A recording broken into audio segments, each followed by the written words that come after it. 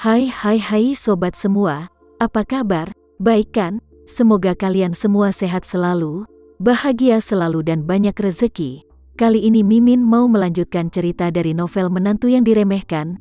Semoga cerita ini bisa menghibur kalian semua ya, dan bisa menemani hari-hari kalian semua. Oh iya, jangan lupa bantu like dan komen ya biar Mimin tambah semangat uploadnya. Kalau begitu yuk langsung saja ke ceritanya, cekidot.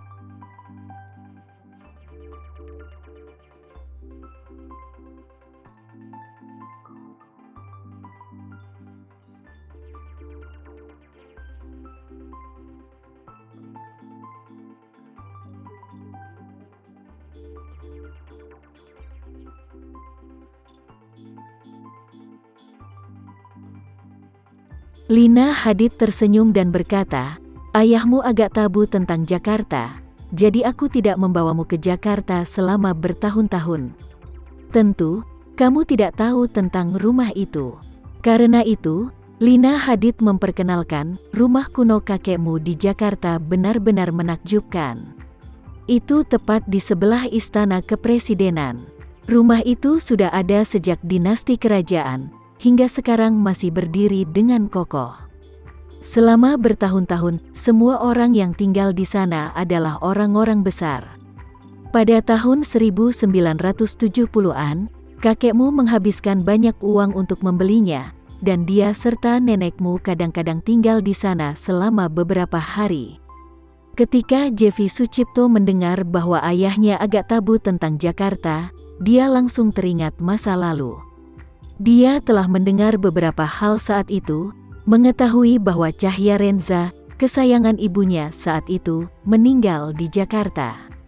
Karena itu, hatinya tiba-tiba menjadi sedikit kusut. Pada saat ini, Ayu Sucipto di samping berkata tanpa ragu-ragu, "Bu, karena kita harus pergi ke rumah kakek, maka kita harus segera istirahat malam ini. Ayo pergi ke Jakarta besok pagi."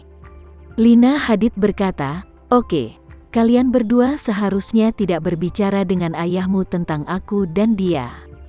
Ini adalah masalah kita berdua. Tidak peduli apa, itu hanya akan mempengaruhi hubungan antara aku dan dia. Aku dan Kalin, atau baik dia dengan kalian tidak akan terpengaruh dengan cara apapun. Mengerti?" Jevi Sucipto dan Ayu Sucipto menjawabnya berbarengan. "Baik ibuku sayang," Lina Hadid berkata dengan puas. "Oke. Aku di rumah nenekmu, jadi aku akan memberitahu kamu lagi besok." Ayu Sucipto buru-buru berkata, "Bu, kalau begitu ibu istirahatlah yang nyenyak malam ini. Aku akan meneleponmu besok pagi." "Oke anakku sayang, selamat malam ya kalian berdua." "Iya ibu." Ayu kemudian menutup telepon, dan Jevi Sucipto di sampingnya berkata dengan cemas, "Ayu, ayah agak tabu tentang Jakarta. Jika kita pergi ke Jakarta dengan ibuku saat ini, apakah dia akan sangat marah?" Ayu Sucipto mendengus dingin. Bagaimana kalau marah? Dia memiliki anak perempuan tidak sah di luar, dan dia membawanya pulang secara seremonial dan menempatkannya di bawah pengawasan keluarga kita. Mengapa dia tidak memikirkan perasaan kami bertiga? Apakah kamu tidak marah? Setelah jeda, Ayu Sucipto berkata dengan marah, "Serius, aku masih ingin menghadapinya secara langsung. Kira pergi ke Jakarta bertugas untuk memberinya sinyal agar dia tahu bahwa semua ini adalah kesalahannya." Jevi Sucipto berkata dengan canggung, sakit hati. "Hal semacam ini, bagaimana kita sebagai anak-anak bisa mengatakan sesuatu?"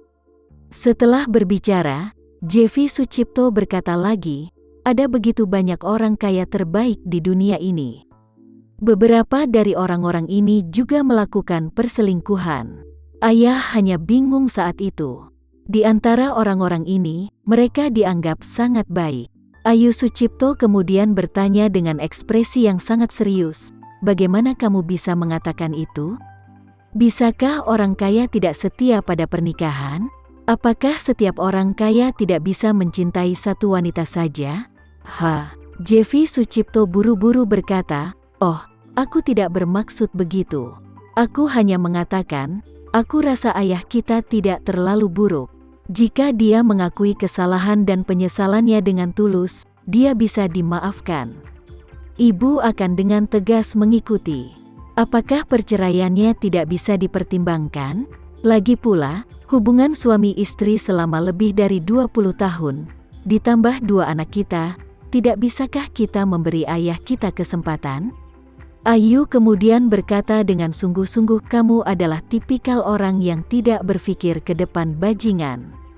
Ketika kamu sudah berumah tangga, ketiga pandangan itu tidak benar. Aku bertanya kepadamu lagi, jika kamu menikah di masa depan dan istrimu selingkuh, dapatkah kamu memaafkannya? Aku, Jeffy Sucipto berkata dengan malu, bukan hal seperti itu. Lagi pula, pria yang berselingkuh bukanlah hal yang sama dengan wanita yang berselingkuh. Mengapa tidak sama? Ayu Sucipto berkata dengan sedikit kesal, benarkah ada sesuatu seperti inferioritas pria dan wanita? Seorang pria bisa dimaafkan jika dia selingkuh, tetapi seorang wanita tidak bisa ditipu? Jeffy, aku mengenalmu untuk pertama kalinya dalam beberapa tahun. Aku menemukan bahwa kamu secara politis tidak benar. Aku beri peringatan padamu, jika kamu membuat kesalahan seperti ini di masa depan, bahkan jika istrimu memaafkanmu, aku tidak akan memaafkanmu. Aku akan menolakmu seperti bajingan. Jeffy Sucipto dimarahi habis-habisan oleh Ayu Sucipto, dan berkata dengan ekspresi malu, oh adikku, mulutmu terlalu buruk, aku tidak melakukan apa-apa. Mengapa kamu mengutukku? Ayu berkata dengan dingin, pemikiran seperti ini adalah pemikiran bajingan yang khas. Menurutku kamu cocok dengan panggilan itu. Jadi kamu bisa main-main di luar dengan puas. Dengan wanita murahan yang bisa kamu ajak tidur kapan aja. Jika kamu benar-benar ingin melakukan ini, maka kamu tidak ingin mengejar Gemagu. Bagaimanapun, Gemagu juga wanita yang didambakan banyak pria kaya dan bermoral. Pemikiran bajingan sepertimu itu benar-benar tidak layak untuknya.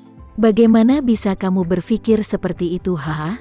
Aku sarankan kamu, di masa depan, jika kamu masih ingin menikah dengan wanita dari industri hiburan, kamu lebih baik mencari bintang wanita yang hanya mencari harta saja.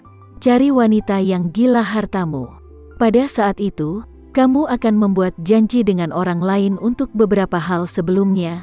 Kamu memberinya cukup uang dan memberinya kehidupan yang cukup baik, dan dia tidak boleh mengganggumu di luar dengan wanita manapun.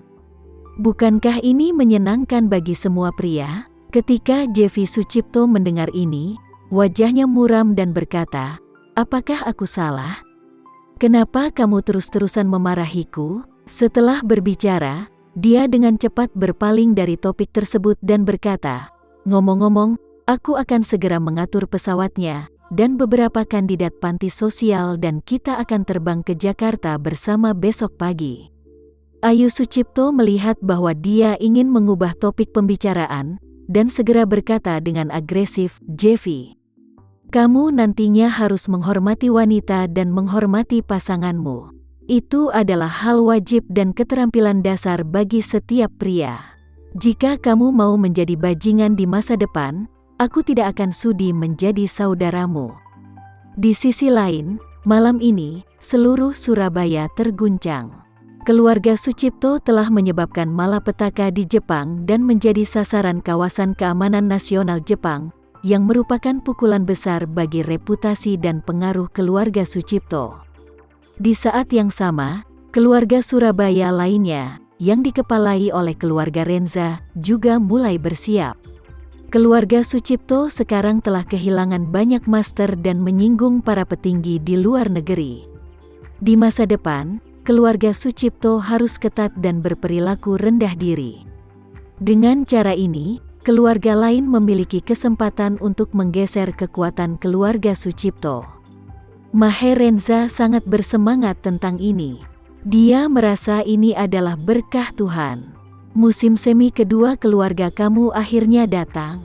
Jadi dia memanggil semua anaknya kecuali Cynthia Renza dan segera merumuskan rencana 3 tahun ke depan. Mulai sekarang, dalam 3 tahun ke depan, keluarga Renza akan melancarkan serangan terhadap keluarga Sucipto secara menyeluruh seperti keluarga Sucipto yang mengorganisir aliansi anti-Y. Tidak hanya kita harus menarik keluarga Sucipto dari altar, tetapi kita juga harus mengambil kekuatan kita sendiri ke tingkat berikutnya, meninggalkan keluarga Sucipto jauh di belakang, dan mendapatkan kembali gelar keluarga nomor 1 di Surabaya. Namun, Maher Renza tidak langsung melakukannya, tetapi memilih hari deklarasi perang pada upacara pemujaan leluhur tahun ini.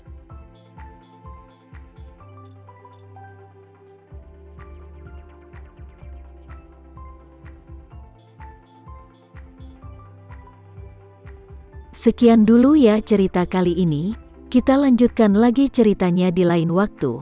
Oh iya, bagaimana menurut kalian? Semoga bisa sedikit menghibur kalian semua. Jangan lupa like, share dan komen ya. Untuk teman-teman yang baru nonton jangan lupa subscribe-nya.